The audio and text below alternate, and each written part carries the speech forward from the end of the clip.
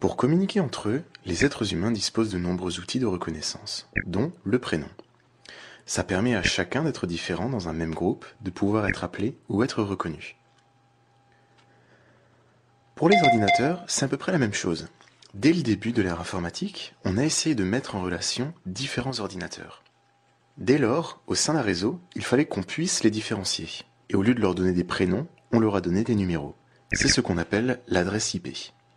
Et comme chaque ordinateur disposait de son prénom, entre guillemets, il devenait facile de les relier entre eux par des câbles pour former un réseau.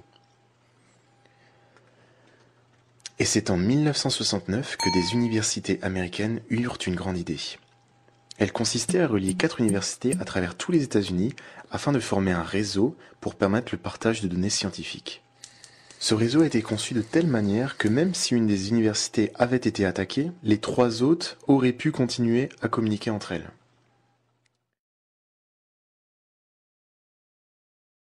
Malgré un engouement général, un problème est rapidement apparu. Prenons l'exemple de 3 ordinateurs. Sur le numéro 1, on héberge un site internet. Pour que les 2 autres ordinateurs puissent accéder à ce site, il fallait obligatoirement connaître le numéro de celui qui héberge le site. C'est-à-dire, au lieu de devoir taper www. À l'adresse d'un site, on devait taper 192.168.0.1, ce qui n'était vraiment pas très pratique.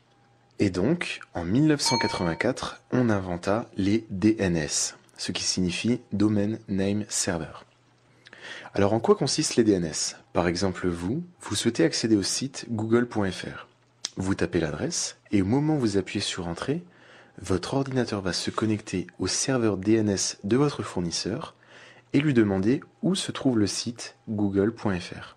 Votre fournisseur sait, dans sa base de données, que l'ordinateur qui héberge le site google.fr est le 72.14.207.99 et vous redirige, sans même que vous le sachiez, vers ce serveur.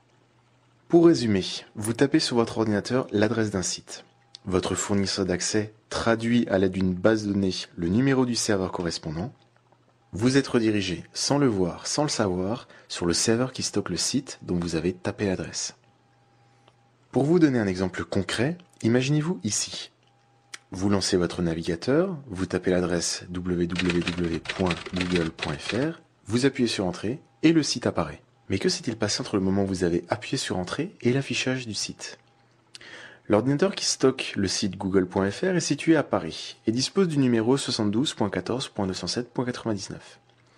Vous avez tapé google.fr. Au moment où vous avez appuyé sur Entrée, votre ordinateur s'est connecté à votre fournisseur d'accès, lui a demandé où se trouve le serveur qui stocke google.fr et vous avez été redirigé vers le 72.14.207.99. Un DNS est donc en quelque sorte une façon de traduire un nom de domaine en une adresse IP. Cette adresse IP qui correspond à l'ordinateur qui stocke le site dont vous avez